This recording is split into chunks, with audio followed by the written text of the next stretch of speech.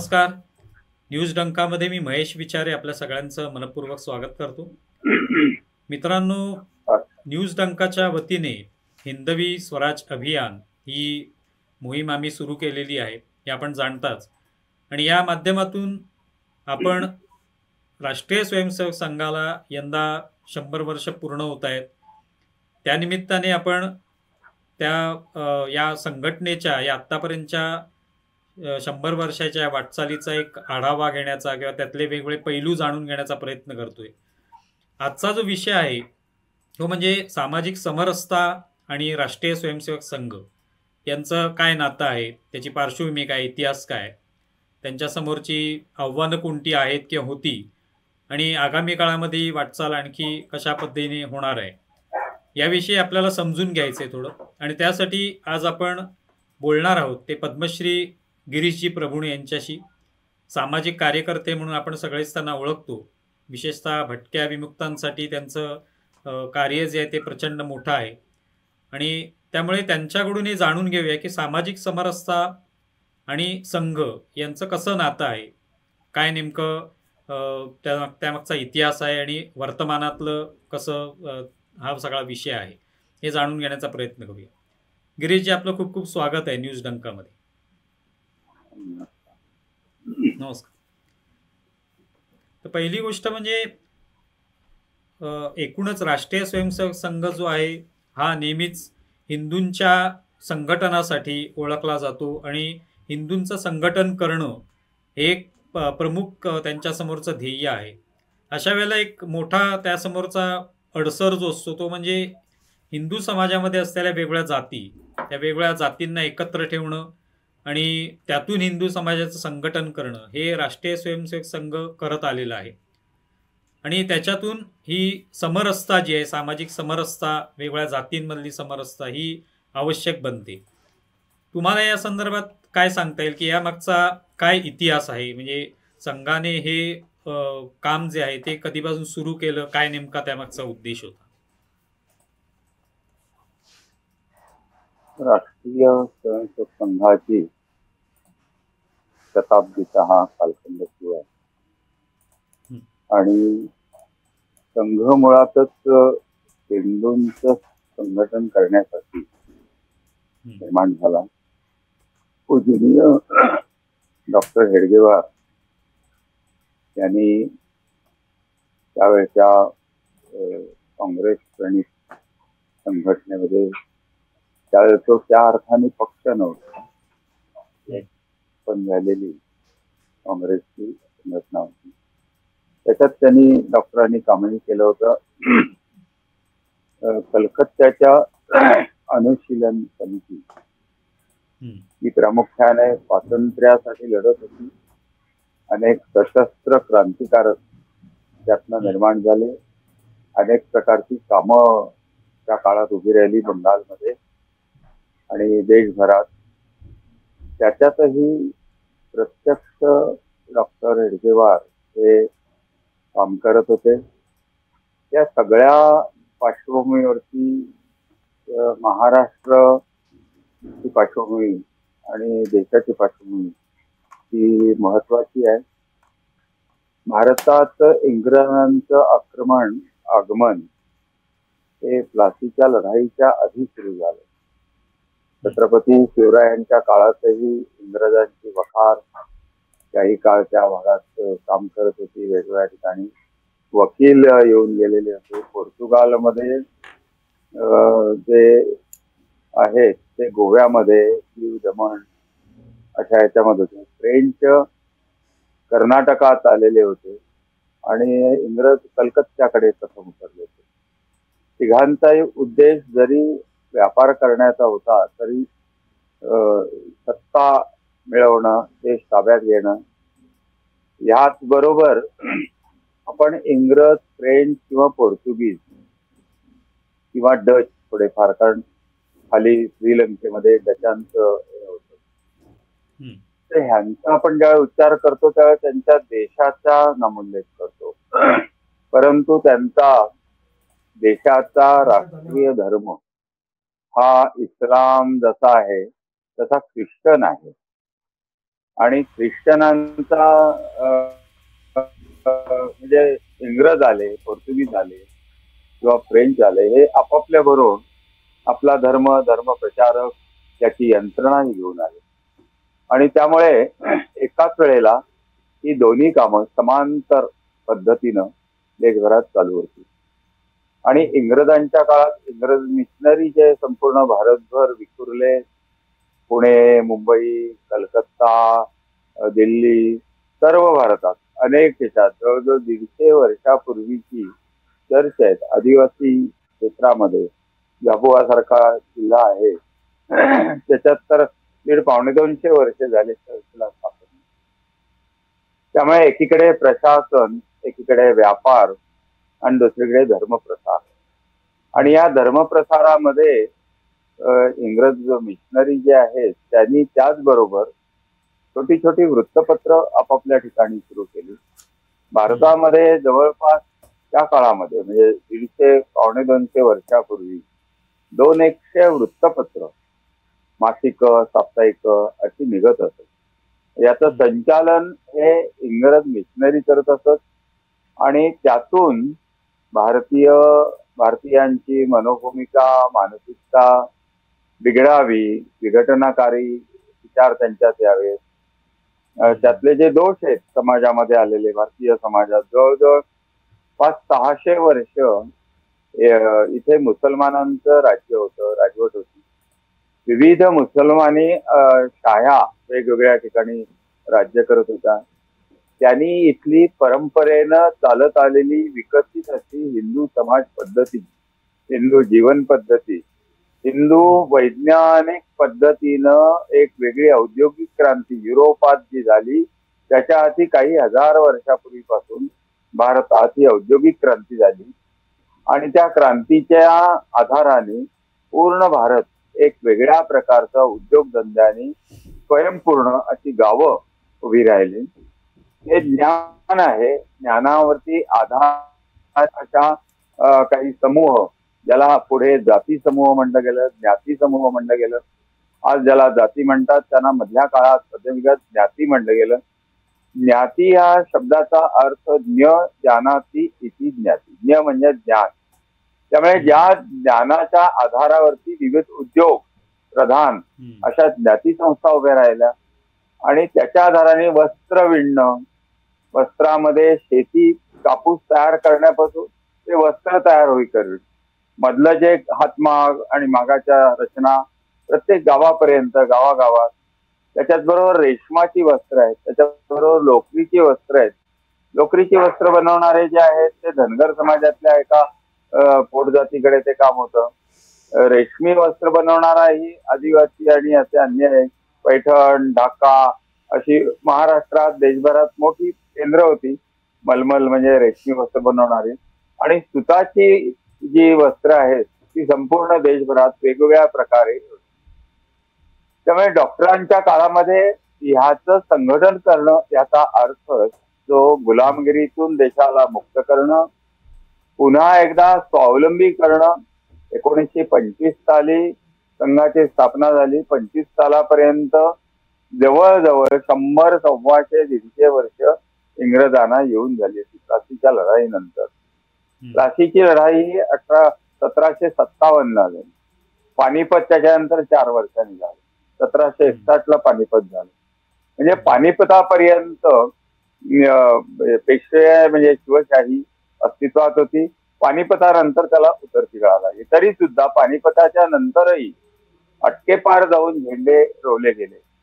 असं जे शौर्याचं, वीर्याचं, तेजाचं आणि सामाजिक समरसतेचं एक वेगळं वातावरण संपूर्ण देशात इस्लामी राजवटीच्या काळातही होतं.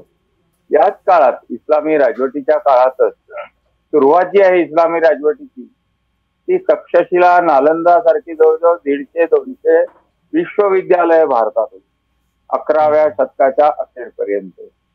आणि ही उद्ध्वस्त झाली. शिक्षण केंद्र होती. त्या शिक्षण केंद्रांचा आधार हा संपूर्ण समाजाला शिक्षण देणं हे जसं होतं, तसंच त्यावेळेला विविध प्रकारचे उद्योग, विविध प्रकारचं तत्वज्ञान भारतामध्ये वैदिक परंपरेतून जी तत्वज्ञान निर्माण झाली त्यातनं बौद्ध, जैन, पुढे लिंगायत अशी वेगवेगळी प्रकारची तत्वज्ञान हिंदू समाजाला, भारतीय समाजाला, सनातन समाजाला त्यातले दोष दूर करण्यासाठी हे पंथ धर्म ज्याला म्हटलं जातं ते निर्माण झाले. त्यामुळे सामाजिक समरसता निर्माण करण्याची एक परंपरा भारताच्या प्राचीन काळापासून भारतामध्ये हिंदू समाजात अस्तित्वात होती. आणि त्यामुळे आक्रमण ज्यावेळी झाली त्यावेळी त्यांनी प्रथम मंदिरं तोडली. मंदिरं ही पाठशाळांशी जोडलेली होती, धार्मिक संघटनांशी जोडलेली होती. विश्वविद्यालय तोडली, जाळली आणि त्याच्यात अनेक आचार्यांची हत्या झाली. हे आचार्य, आज आचार्य शब्द उच्चारला की ब्राह्मण समाज डोळ्यासमोर तो ब्राह्मणातनं जन्माला आलेले याचे आचार्य. पण महाभारतामध्ये भीष्माचार्य सुद्धा होते.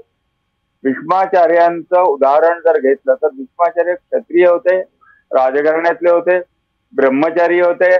जेवढी म्हणून ब्राह्मणाची वैशिष्ट्य त्या काळात मानली जायची त्या सगळ्यामध्ये प्रवीण असणारे असे भीष्माचार्य होते. तर क्षत्रियांमध्येही आचार्य होते.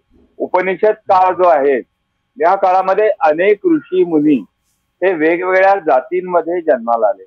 त्यामुळे कबीरानी म्हटलेलं आहे जात न पूछो साधू की. तसंच मराठीमध्ये म्हण आहे की नदीचं उगम आणि ऋषीचं कुळ आणि नदीचं मूळ हे शोधू नये. ऋषीचं कुळ शोधू नये याचा अर्थ असा आहे की ऋषी कुठल्या कुळात जन्माला आलेला आहे. तो कदाचित नीच कुळामध्ये जन्माला आला असेल, वाईट कुळ ज्याला त्या काळात संबोधलं गेलं अशामध्ये ज्याच्या हातातनं कर्म वेगवेगळी होत असतील, व्यवसाय होत असतील त्यात जन्माला आलेला आहे. त्यामुळे ह्या कालखंडामध्ये संत जे निर्माण झाले, तक्षशिला नालंदाच्या पतनानंतर संतांची मालिका निर्माण झाली. देशाच्या कानाकोपऱ्यात संत निर्माण झाले. तिबेट, नेपाळ, ब्रह्मदेश, अफगाणिस्तान, इराण इथपासून काश्मीर, लेह, लडाख आणि पूर्ण भारत याच्यात अगदी केरळ, तामिळनाडू या सर्व प्रदेशांमध्ये सर्व भाषांमध्ये एकच तत्वज्ञान सांगणारे संत निर्माण झाले. त्या मुस्लिम आक्रमकांनी मंदिरं तोडली, ग्रंथ जाळले, तरी सुद्धा संतांनी समाजाची जडणघडण, समाज बांधणं हे चालू ठेवलं. त्यामुळे संत श्रेष्ठ तुकाराम महाराज म्हणतात वेदांचा अर्थ आम्हासी ठावा. म्हणजे वेद जे आहे त्याचा खरा अर्थ जो आहे तो आम्हाला, हा समरसतेचा ओंकार आहे, हे समरसतेचे हे आहे.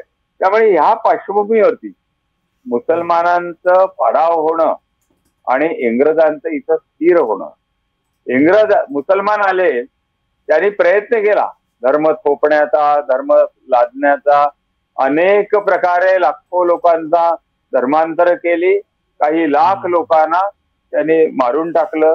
सर्व शाळा पाठशाळा त्याचे आचार्य मारले. त्यामुळे एक भला मोठा काळ 300-400 वर्षाचा काळ असा आहे, संघर्षाचा आहे, ज्ञान कमवण्याचा आहे ते टिकून धरण्याचा आहे. समाज आपण जो आहे हिंदू समाज त्याला स्थिर करण्याचा आहे, त्याला पुन्हा त्यातनं उभं करण्याचं आहे. तुलसी रामायण जे निर्माण झालं याच काळात निर्माण झालं की संपूर्ण इस्लामीकरण होत असताना तुलसीदासाने हे रामायण तयार केलं. त्यामुळे याचा प्रभाव अधिक वाढला आणि तो समरसतेच्या अंगाने वाढला. भेदाभेद दूर करणे, सर्व जातीमध्ये संत निर्माण झाले. महाराष्ट्रात चोखोबा आहेत, जनाबाई आहेत, नामदेव महाराज आहेत, असे वेगवेगळ्या ह्याच्यातले गोरा कुंभार आहेत. असे आज ज्याला भटके विमुक्त, ओबीसी किंवा ओपन किंवा आणखी काही असं म्हणलं जातं, हे सगळे भारताचे अभिन्न अंग होती आणि एकसंघ व्हावीत या दृष्टीनं त्याची मांडणी होती. संत त्यामुळे सर्व जातीत निर्माण झाले. सर्व संतांमध्ये चोखोबांच्या पत्नीने लिहिलेले अभंग सुद्धा आजचे सर्व अगदी समरसतेचे आदर्श ठरत. अवघा रंग एकची झाला असा जो अभंग आहे तो चोखोबांच्या पत्नीचा आहे. म्हणजे सर्व समाज एक रूप झालेला वारकरी संप्रदायात नाही. ही पार्श्वभूमी आहे. या पार्श्वभूमीत इंग्रज आले. इंग्रजांचं वेगळं पण काय, त्यांनी धर्म प्रचारक आणले, त्यांना जमिनी मिळवून दिल्या, त्यांना सवलती दिल्या.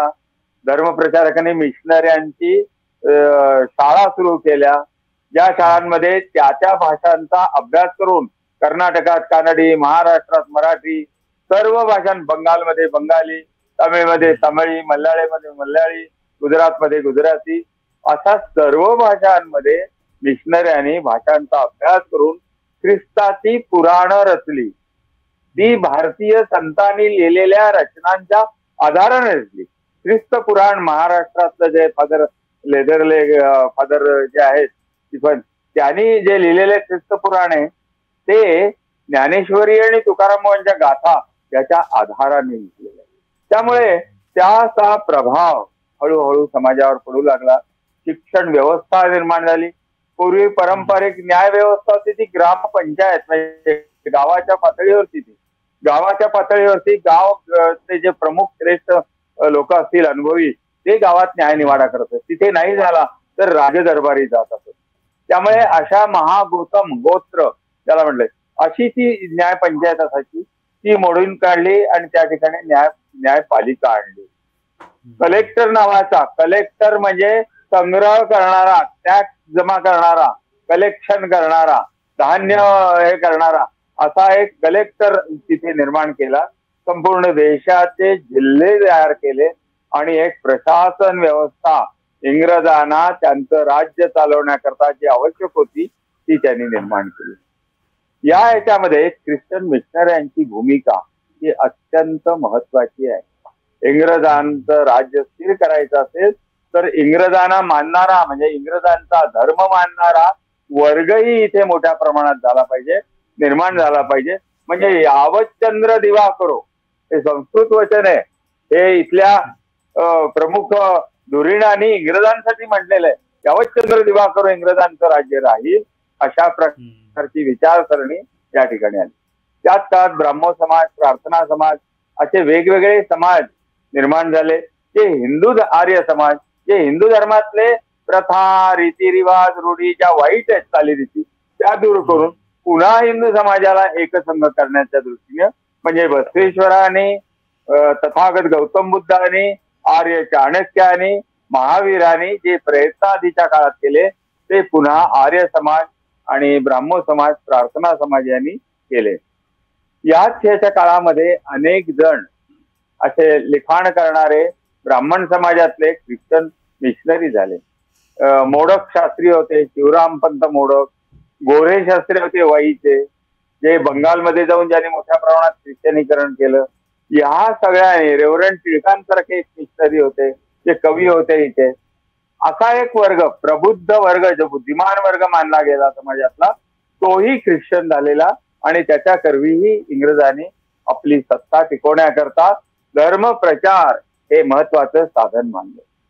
या काळात लोकमान्य टिळक, विष्णूशास्त्री चिपळूणकर, महात्मा फुले, डॉक्टर बाबासाहेब आंबेडकर असे अनेक समाज धुरीण, समाजात बदल करणारे एक नवीन अशी एक मोठी संघटन पूर्ण भारतभरात निर्माण झाली. त्याच्यातनं सामाजिक सुधारणा झाल्या. काही प्रमाणात इंग्रजांचं शासन स्थिर झालेलं होतं. त्या स्थिर झालेल्या शासनामध्ये आपला समाज मागे राहू नये, टिकावा आणि निर्माण झालेल्या नवीन औद्योगिक क्रांतीमध्ये, नवीन समाज व्यवस्थेमध्ये, नवीन इंग्रजांनी आणलेल्या प्रशासनामध्ये हळूहळू हा त्या ह्याच्यात जावा या दृष्टीने प्रयत्न झाले. टिळकांनी न्यू इंग्लिश स्कूल सारखी शाळा काढली. पुढे पंजाबराव देशमुखांनी काढली, कर्मवीर भाऊराव पाटलांनी काढली. हे सगळं एका काळामध्ये 100 वर्षाच्या काळात इंग्रजांनी आणलेल्या प्रशासनाच्या ह्याच्यातून निर्माण झालेले समाज सुधारक हे निर्माण झाले. तरीही प्रश्न उपस्थित झाले. ते झाले म्हणजे हिंदू धर्म राहणार का इस्लाम ख्रिश्चन भारत होणार. आणि त्यामुळे इंग्रजांच्या मिशनऱ्यांनी जी मांडणी केली, जी वृत्तपत्रातनं मांडणी केली, ती देवाधर्माची टिंगलटवाळी करणं, धर्मग्रंथांची टिंगलटवाळी करणं, सर्व भाषात सर्व भारतभर ही एकाच काळात चालू होती. एकीकडे प्रबोधन काळ एक होत आहे. अशा याच्यातही स्वामी विवेकानंदांनी शिकागोला म्हणजे रामकृष्ण परमहंसांनी एक आपली शिष्य परंपरा निर्माण केली आणि स्वामी विवेकानंदांनी शिकागो येथे इंग्रज, ख्रिश्चन, परकीयांच्या याच्यामध्ये सर्व धर्म परिषदेत ठणकावून सांगून अत्यंत प्रबळ याच्याने ही मांडणी केली की भारत हा त्या काळामध्ये म्हणजे प्राचीन काळापासून आजपर्यंत एक शांतता प्रिय, धर्मप्रिय आणि सर्वांना बरोबर घेऊन जाणार असं तत्वज्ञान जगातलं श्रेष्ठ हे त्यांनी मांडलं. एक वेगळं विशाल असं झालं, जगाला उघडलं गेलं की भारत काय आहे. तो मिशनऱ्यांनी पाठवलेल्या खलित्यातलं, इंग्रज अधिकाऱ्यांनी पाठवलेल्या खलित्यातलं दिसणारा भारत आणि स्वामी विवेकानंदांनी मांडलेला भारत, याच्यातला विचार करणारा एक वर्ग भारतामध्ये तयार झाला. त्याच्यातूनच पूजनीय डॉक्टर हरिद्वार यांनी समाजाची जे आजचं विघटन आहे, समाज जो भीतीग्रस्त आहे, इस्लामी आक्रमण आहे. ब्रिटिशांच्या काळामध्ये 2 धर्म म्हणजे इस्लाम आणि ख्रिश्चन यांना पूर्ण स्वातंत्र्य होतं त्यांचा धर्म प्रसार करायला. त्यांच्या मागे शासन, ब्रिटिश शासन उभं होतं आणि हिंदूंवरती मात्र त्यासोबत सामाजिक सुधारणा, अनेक प्रकारच्या चळवळी यांनी बंधन आलेली होती. त्यामुळे हिंदू समाज हा गलितगात्र झालेला, भीतीग्रस्त झालेला, असंघटित, प्रत्येक जाती जातींचं संघटन उभं राहिलेला, जाती जाती, पंथ पंथ, अशा भाषा अशा विविध अंगामध्ये विघटित होऊ लागलेला होता. याला एकत्र करायचं असेल तर सर्व मिळून एकत्र आले पाहिजेत, तर हे राष्ट्र जगेल, तर हे राष्ट्र हिंदू राष्ट्र म्हणून उभं राहील, असा पहिला उपकार स्वामी विवेकानंदांनी, रामकृष्ण परमहंसांनी, अनेक संतांनी, अनेक समाज सुधारकांनी ही भूमी नांगरलेली होती. त्याच्यामध्ये पूजनीय डॉक्टरांनी संघ रूपाने एक बीज रोपण केलं आणि त्या बीजारोपणाचं वैशिष्ट्य असं आहे, समरसता मंच हा 83 साली स्थापन झाला, पण संघाची पहिली शाखा सुरू झाली ती भेदांच्या पलीकडे घेऊन जाणार संघस्थान हे हो केलं. त्याकडच्या प्रथाप्रमाणे हिंदू धर्मातली सर्वश्रेष्ठ ठिकाणं म्हणजे मंदिर, मठ अशा याच्यामध्ये संघाची स्थापना न करता खुलं वातावरण, मोकळं मैदान आणि तिथे सर्वांना प्रिय असणारा, सर्व राज्य सीमा ओलांडून, सर्व प्रांतभेद ओलांडून, सर्व जातीभेद ओलांडून जो जाऊ शकतो असा गुरुस्थानी कुठली व्यक्ती न ठेवता भगवा ध्वज ठेवला. समरसतेच्या दृष्टीनं कुठल्याही जातीमध्ये जन्माला आला, कुठल्याही भाषेत, प्रांतात जन्माला आला, देशात कुठेही जन्माला आला तरी तो संघाच्या संस्थानावर येऊन देशप्रेम, राष्ट्रप्रेम, धर्मप्रेम हा व्यक्त करू शकतो. एकत्रित येऊन, एकत्रित समरस होऊन देशाचं कार्य करू शकतो. हे अत्यंत विलोभनीय असं एक संघचा डॉक्टरांनी निर्माण केला. आणि मला या निमित्ताने विचारावं असं वाटतं, मला आता या निमित्ताने विचारावं असं वाटतं की म्हणजे डॉक्टरांनी ही सुरुवात केली, हा सगळा तुम्ही इतिहास सांगितला, त्याची पार्श्वभूमी सांगितली आणि त्याच्यातून हिंदू समाजाची एकजूट होणं अत्यंत आवश्यक होतं हे डॉक्टरांनी लक्षात घेतलं. तर त्यावेळेला म्हणजे जसं तुम्ही म्हणताय त्या पद्धतीने ख्रिश्चन मिशनरी असतील किंवा इस्लामी धर्मप्रसारक असतील, त्यांना मुभा होती आपापल्या पद्धतीने धर्मप्रसार करण्याची. तर त्यावेळेला असा विरोध झाला का की ही जी सामाजिक समरसता निर्माण करण्याचा प्रयत्न संघाच्या माध्यमातून होतोय, त्याला कुठे असा विरोध करण्याचा प्रयत्न झाला का किंवा त्याला काटश देण्याचा कोणी प्रयत्न केला? संघ स्थापनेपासूनच हे जे विविध प्रकारचे वेगवेगळे चळवळी, विचार, जाती जातीच्या याच्यात इतकं विघटन झालेलं होतं. एकसंघता हिंदू समाजाची जवळपास समाप्त होत आली. त्यामुळे संघ स्थापन करणारा कोण आहे, हे नक्की जात आहे. त्याच्यामध्ये प्रामुख्यानं कोण आले, तो सुबुद्ध नागरिक होता त्या काळचा, त्याला समजत होतं. सर्व जातीतले आले होते. म्हणजे माझ्या माहितीच्या याच्यामध्ये संघ स्थापनेच्या पुढच्या 25-30 वर्षाच्या काळात देशाच्या कानाकोपऱ्यात विविध जाती पंथाचे लोक हळूहळू संघामध्ये येऊ लागले आणि हिंदू राष्ट्र संकल्पना, अखंड भारत याच्या संकल्पना हळूहळू जायला संघाच्या स्थापनेपासून एक आश्चर्य. आज संघ अखिल भारतीय पातळीवरती 100 वर्ष झालेली आहे. पण डॉक्टरांनी जसा भगवा ध्वजाची स्थापना केली तशी छत्रपती शिवरायांची प्रतिमा ही संघाच्या स्थापनेपासून टाकेवरती. संघाचे जे उत्सव आहेत, संघाचे जे सगळं कार्य चालतं त्याच्यात प्रारंभिक काळापासून छत्रपती शिवराय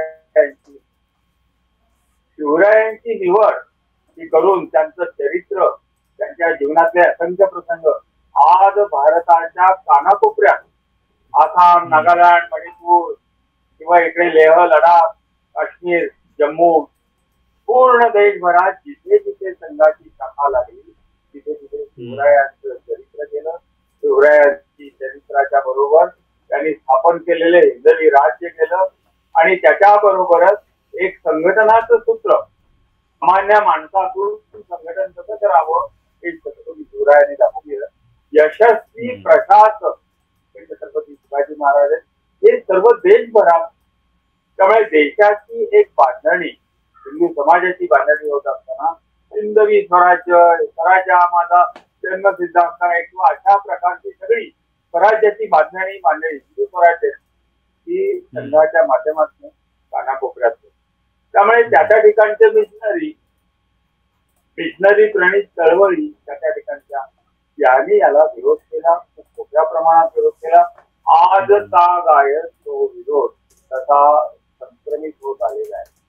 त्यामुळे मुल्ला मौलवी, मिशनरी या सगळ्यांचा विरोध स्थापनेपासून विरोध झाला. तरीही हळूहळू संघाच्या याच्यामध्ये विविध जाती बौद्ध त्याला म्हणता येईल अशा प्रकारच्या जाती त्या काळात 50 वर्षे प्रचारक राहिलेले आमचे नामदेवराव गाडगे जे समरसता मंचाचे पहिले संघटन मंत्री, ते बौद्ध समाजाचे खूप वर्षापूर्वी ते प्रचारक निघाले. 50 वर्ष सुलभ प्रचारक राहिले. समरसता मंचाच्या सर्व विस्तार वाढीमध्ये त्यांचा सहभाग होता. नाना नवले हे मराठवाड्यातले, त्यांचाही संघ याच्यामध्ये प्रचारक होते आणि त्यांचाही विस्तार या सगळ्या समरसता मंचाच्या झाला. विरोध केव्हा समाप्त होईल? समाज सगळा हिंदू संघटन होईल, सर्व समाज एका छायेखाली येईल आणि देश हा त्या अंगाने सगळ्या इतिहासाकडे पाहायला लागेल. आणि मग हा संपूर्ण इतिहास जो आहे गेल्या 1000-2000 वर्षाचा, 5000 वर्षाचा, हा इंग्रजांच्या मिशनऱ्यांच्या ह्याच्यातले जे संशोधक होते त्यांनी विकृत केला. त्यांनी ग्रंथ लिहिले. त्या ग्रंथांच लागणी विद्यापीठात झाली. त्याच ग्रंथांचा अभ्यास घेऊन पहिल्या 2-4 पिढ्या इंग्रजी शिकलेल्या तयार झाल्या. हाही एक संघाच्या विचारसरणीला विरोध करणारा गट होता. तिसरा एक मोठा गट होता संघ स्थापनेच्या काळात संपूर्ण जगभरात मार्क्सवाद आला, रशियन राज्यक्रांती झाली आणि रशियन राज्यक्रांतीनंतर भारतामध्येही त्याचा प्रादुर्भाव झाला, त्याची सुरुवात झाली आणि तेही संघ विरोधाच्या याच्यात राहिले. सर्व क्षेत्रामध्ये सर्व पक्षांच्या याच्यात हा कम्युनिस्ट माणूस हा सगळ्या याच्यामध्ये आणि त्यामुळे शिक्षण क्षेत्र प्रदूषित झालं, राजकारण प्रदूषित झालं, फाळणी झाली, धार्मिक तत्वावर फाळणी झाली. इस्लामच्या आक्रमणाच्या नंतर इस्लामचं बहुसंख्य हे करून 2-3 भाग केले भारताचे. या 3 भागामध्ये मुसलमान आणि राहिलेले हिंदू असा हे होता. तर त्या हिंदूंना सेक्युलर मध्ये अडकवून टाकलं, संघावरती बंदी आणली गेली. विविध निमित्ताने असा विरोध संघाच्या याच्यात वाढत गेला.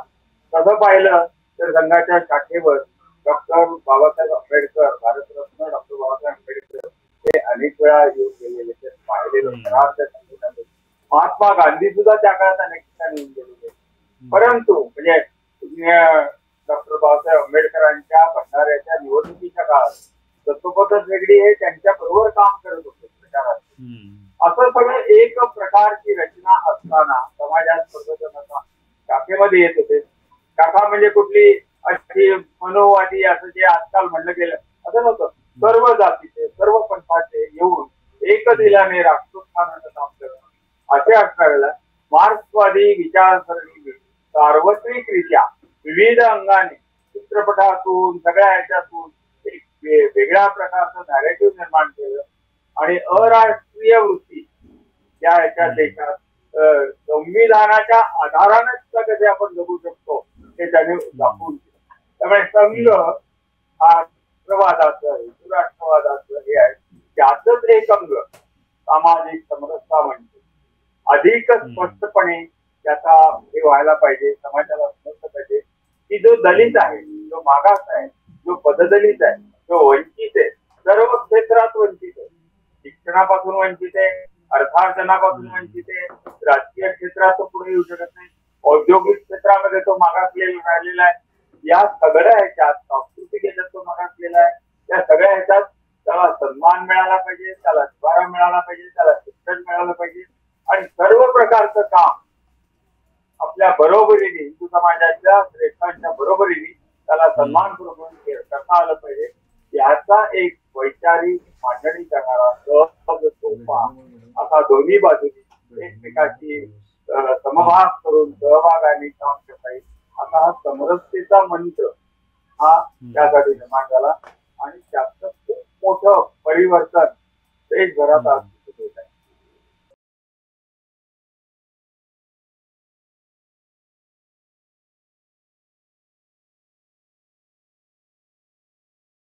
आमचा व्हिडिओ जास्तीत जास्त लाईक करा, शेअर करा आणि आमचे YouTube चॅनल सबस्क्राईब करा. धन्यवाद.